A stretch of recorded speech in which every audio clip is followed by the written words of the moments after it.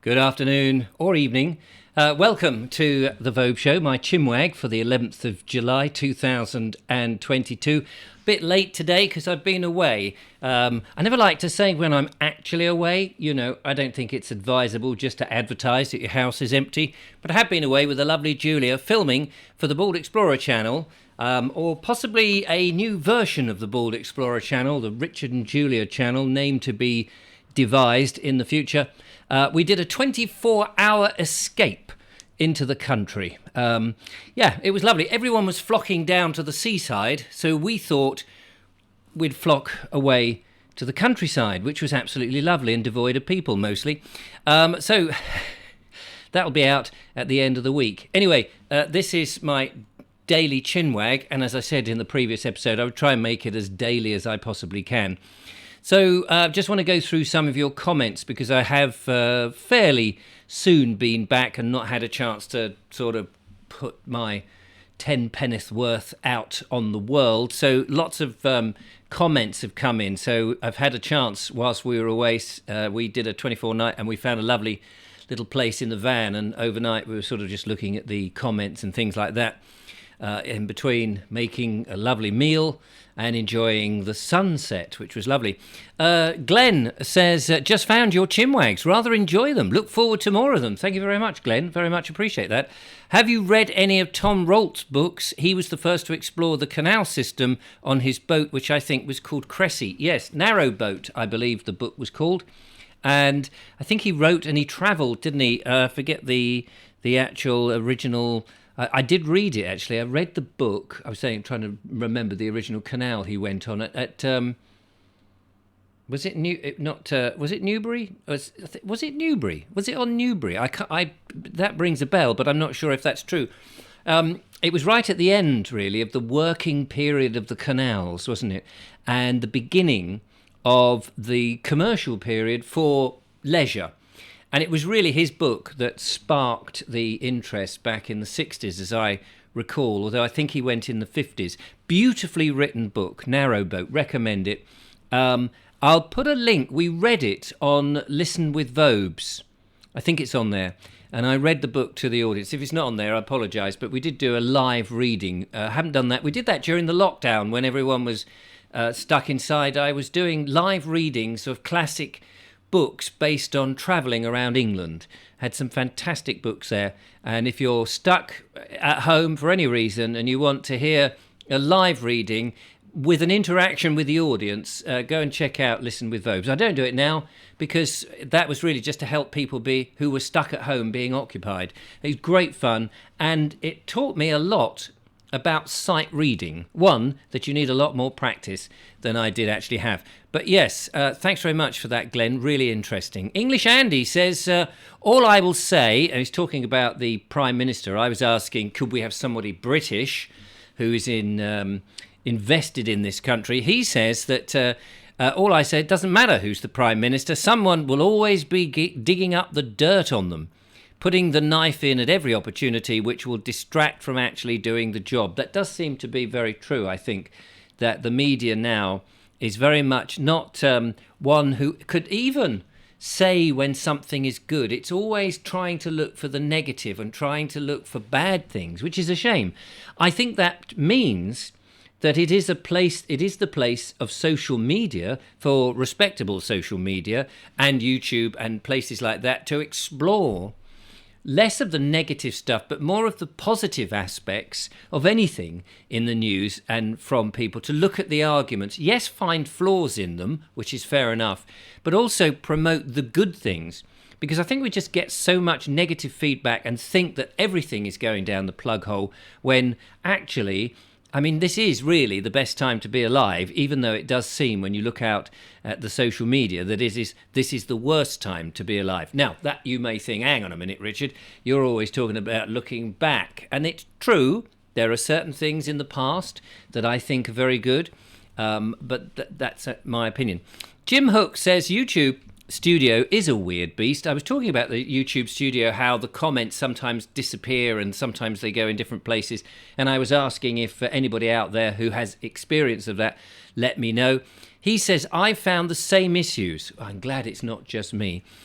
Some comments appear in different area with no notification, and the filtered comments only show in the PC version and not on the mobile app. It is very odd, and I worry, when you're trying to reply to people or you're approving comments, that people will get the wrong idea and think that you've deleted. I mean, I do delete people, don't get me wrong, and I do send some people to the naughty bin, because the way I look at it, the comments, this is my page is my page. It's like my home. And I believe in free speech. But at the same time, I believe in free speech out there in the great world. You risk going out into the world and there is free speech and people can say whatever they like. But in my home, there is, boundaries. I'll put the boundaries on inside my home. So if somebody starts to sort of swear at me and call me an idiot and all those sort of things, you're just saying, okay, I don't mind you calling me an idiot. I don't mind you swearing at me, but you'll have to do it out on the street. And that's how I treat my page. That's my home, my environment. So I will curate the comments. And if they are a bit nasty and horrible, I just don't want them. Why would I want them? Now, I know some people say, oh, it's free speech, you write whatever you like, I don't care. That's up to them. Everybody is entitled to run their things the way they like. So absolutely, I'm with you there, Jim. Chris Samuels says, measure yourself in conventional terms and you'll always feel left behind. So I was talking about whether you feel that you're left behind when you look at other people and how they get on and succeed in life. And sometimes you can feel, oh my goodness, I'm just not doing it. And so Chris says, measure yourself in conventional terms and you'll always feel left behind. In truth, you are not competing in conventional terms, so it is no measure. Well, that makes sense. Be confident of your path. Your personal destiny is not a conventional one. Embrace the wobble. And I think that makes perfect sense. And thank you very much for that, Chris. And I think that's good advice. Embrace the wobble. And I do think, and I had a wobble, for those of you who don't know, I had a sort of self-confidence wobble. Am I doing it right? Is it all going right? Or is it all just rubbish? Which is what I tended to think. But I think it is important that you go through these ups and downs, but as long as you come out the other side feeling positive and okay, then I think that's a good thing. Maidenhill Motorsport says, what about, and he's thinking of names here for potentially a new channel, although, come to that in a second, for the Bald Explorer, the one in which I'm doing videos with the lovely Julia. And so he's suggesting the Beauty and the Bald, which is nice. I quite like that. We were thinking of the bald and the purple because Julia has purple hair, but then it seemed that, oh yes, it could have adult connotations, the bald and the purple. So we probably scrub that. We're still not quite sure what to do. And in fact, I may just not set it up on a new channel for a while. We may just sort of test the water with the existing channel. People give you advice. You ask for advice, people give you advice, so much advice that sometimes you just don't know what to do with it because everybody has a different idea of who you are and what you should do.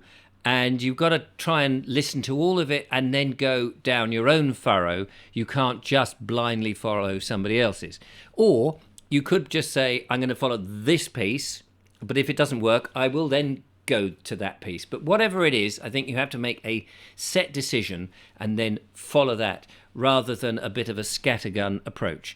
So it may be that I just adapt the name of the Bald Explorer on that channel temporarily or just bung everything on the one channel, apart from this, which is on its own channel, rather than start things. And I think the audience is grown up enough to work out from the thumbnails, if they were drawn properly, what kind of program it is.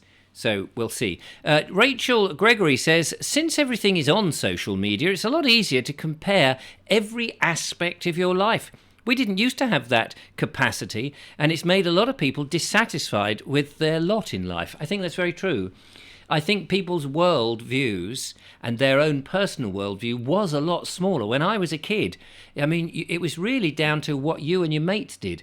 And I used to think, well, as long as your parents were behind you, I did have odd parents, I have to say, and a childhood which wasn't the most conducive to having a positive outlook, but let's just shove that onto one side.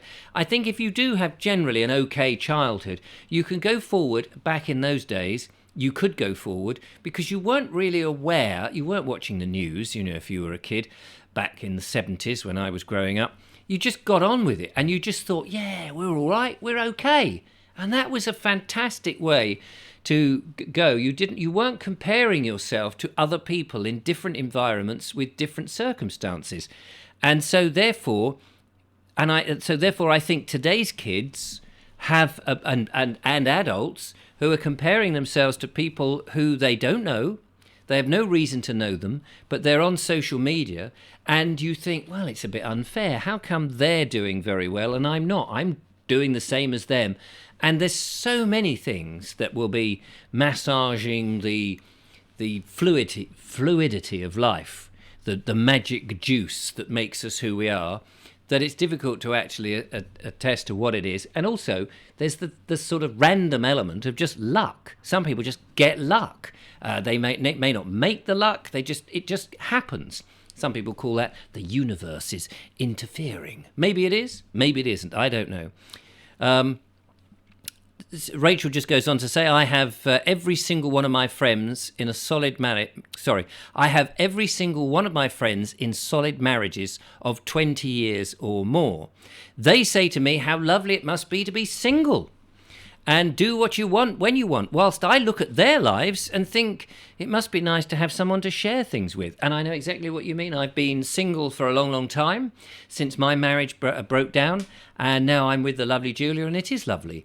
And in many ways, it's enhancing my life. But I do like the single stuff. I'm still sort of single at home, living in my own home. And Julia and I have discussed, if we were to get together in a more, what shall we say, I don't know that we could be together in a more meaningful way. Our relationship is new and it's going to develop. But I quite like the idea of, because we've both had separate lives for a while, and I'm very much set in my house, and my house is a bit of a set. It's a YouTube set because it gets used a lot, and this is the master bedroom I'm sitting in. Thank you very much. And actually now it's a YouTube channel. It's difficult, and also she brings 2 children to the plate, and so I think when we sort of lived together, we'd have to buy a biggish house if we could afford it, if I could ever make any money out of the YouTube thing, so that I would have an area that would continually be mine, that would be not, somebody coming in saying, oh, no, you need to put that away or you need to tidy that up or whatever. In other words, I could live in the mess that I enjoy, and I wouldn't want to instruct her to change her life. I think you just have to adapt. But everybody, each to their own, I think. So there we are. And Dan Yelson says, man after my own heart, Richard, you're a legend. Thank you very much. That's very kind of you. So there we go. Lots of people have got interesting comments, and loads of them. Sugar Bomb, for example. I'll just read this one before we finish. Sugar Bomb says, hi, Richard. I'm British-born Indian. My heart is British. I absolutely love the country I grew up in, but I'm obviously not white. Your comments make me realise that I can never be accepted as British by people of your opinion. I'm glad that you can be honest about your feelings in our current culture of political correctness and wokeness, as it opens up the dialogue. Your channel is one of my favourites. You're smart, witty, it's very kind of you, by the way, and entertaining, but I didn't know if I'd be able to enjoy your videos in the way that I used to. Knowing that you believe a non-white person cannot really be British leaves a tinge of sadness in me. So that is a fascinating and interesting point, and I'm very indebted to you, Sugar Bomb, for saying that. And you see that this buys into, or buys into might not be the right term, but this leads into a thing. I don't know where I've mentioned this before, because often I talk about things in different areas, like the Naked Englishman podcast that I do. But I'm over 50. I've been around for 50 years. And in the last 50 years, this world that I inhabit, the world that I see, because we're all our own universe, aren't we? As much as we mingle with each other, has changed dramatically. It's very different from how I grew up. And the pace of change sometimes is very hard as you get older to accept, because you still hark back. I hark back, and I'm sure this is true, and I know it's true because people tell me, hark back to earlier days in life. But I accept And I do accept that we are where we are and that the world has become more cosmopolitan and more global, and you're never going to change that. And I suppose my remarks about finding somebody British was not anything to do with the colour of their skin. And it's interesting that you should pick up on that, Sugar Bomb, because I didn't mention that. I just said somebody whose roots are in Britain, rather than somebody's roots that are somewhere else. And say with Rishi Sunak, who is potentially is a candidate for the Prime Minister, is that he's got houses in other parts of the world. And it seems to me that if things went tits up, badly, wrong, and he could just leave like that, because A, he's got a hell of a lot of money, and B, is he really invested? Where has he got to go? He could go, oh, do you know what? I'm off. Now, you could argue that that's true of anybody who's reasonably rich, and even though they live in Britain. But if somebody had lived in Britain, their parents came from Britain, their grandparents came from Britain, it just means that, to me, it says that family, that long-term overall family, have perhaps, through all their contacts and nieces and nephews and aunts and uncles, got a real grounding in this country. Now, I know the country has moved on, and I don't want you to think by any means that my comments were against anybody of a different skin colour, because that's absolute. I mean, it's rubbish. That's not the point. The point is, it's people who are, to me, it's just an opinion. And if it taints the way you look at me, so be it. What can I do? I can't stop just by saying, look, the person in charge of our country at this time in its life, where everything is going badly wrong, it seems to me, and that the Conservative Party who are in do not seem to be at all conservative and attached to the conservative roots for the English, the Scottish, the Welsh, and the Irish, and all and other people who are, like you say, British Indians. I just don't feel that the government at the moment, and I want somebody who are not really worried about their skin. You can be sky blue pink with yellow dots on, for all I'm concerned.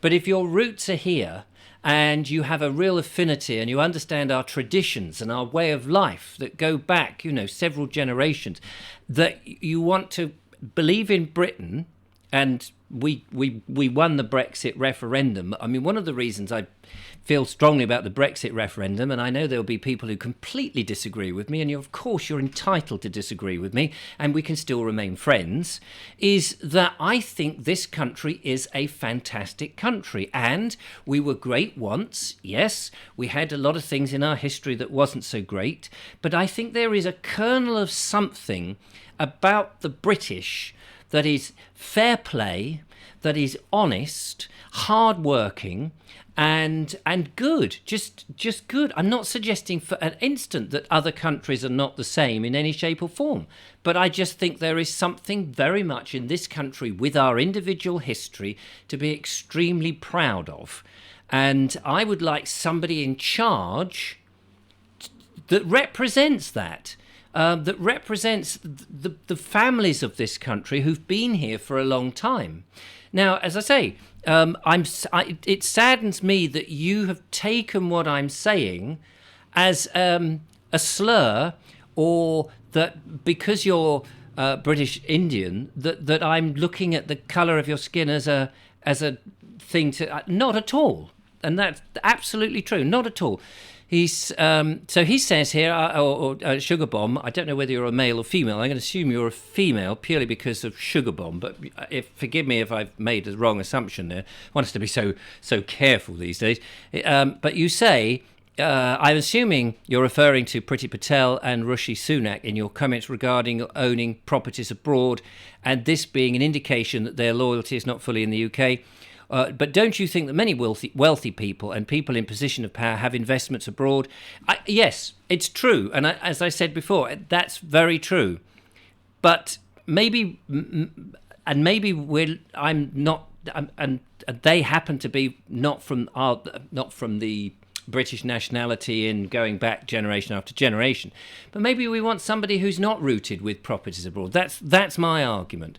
But I am thankful that you've given me yours, and I can't read the whole lot out because of time. But I very much appreciate that, and I hope that in some way, if you've actually seen this video, you'll appreciate that I'm really not trying to belittle or make a slur or anything. It's just because I love my country and its roots that I just feel that it would be nice to have somebody in charge who's got that. I'm here to be proved wrong. Absolutely, here to be proved wrong. So there we go. Listen, there's loads more of those types of comments, and so I appreciate that. So keep them coming, because I think if we can have friendly dialogue and nobody gets on their high horse and starts slanging names, then we've got a chance of understanding each other's point of view. Because I think it's absolutely brilliant that people like Sugar Bomb come on and say what he or she wants to say, because I think it's good that the rest of us can go, okay, now you may disagree, and that's fine. We're all friends. Well, it's silly to say we're friends because we've never met, but we're all intelligent people, and we should be able to listen to somebody else's argument with compassion and understanding and say, okay, I accept what you're saying. It makes sense from your point of view, but can you see my point of view? And maybe somewhere in the middle we can join and join forces and be better for it. That's all I'm saying. Anyway, thank you for listening. It's been very interesting, and I really enjoy reading your comments. It's very much. Please accept the fact that I'm not actually answering many of them in the chat room. I'll just try and read them and talk to them here, because it's a great place to have conversation. Anyway, look after yourself. Enjoy the very hot weather if you're in the UK at the moment. Here in the south, I can tell you, I'm going to be taking my jacket off in a second and just relaxing one more time. I'll talk to you tomorrow. Keep the comments coming. Thanks a lot. Bye-bye.